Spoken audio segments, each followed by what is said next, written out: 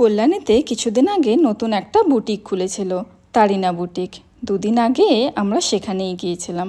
সারাটা বছর কোনো অকেশন ছাড়া শাড়ি আমার তেমন পরা হয় না বললেই চলে, আর বছরের এই একটা সময়ই আমি কিন্তু এই পোশাকটা কিনে থাকি।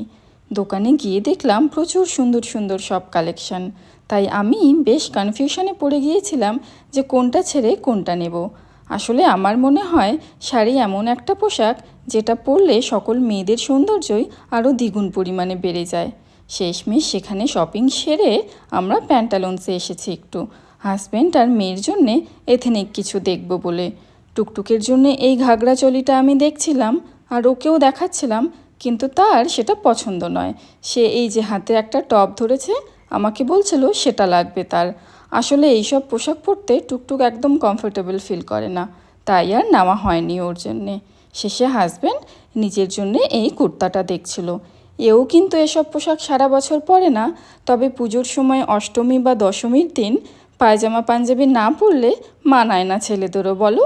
শেষে এই কুর্তাটা সে নিজের জন্য নিয়েছে আমার শাড়ির কালারের সাথে ম্যাচ করে, আর আমি আমার জন্যে এই দুটো শাড়ি নিয়েছি, একটা ইক্কত আর এই যে লাল পাড় সাদা শাড়ি, সেটা লিলেন, দশমীতে পরবো বলে। কেমন হয়েছে তোমরা একটু জানিও তো।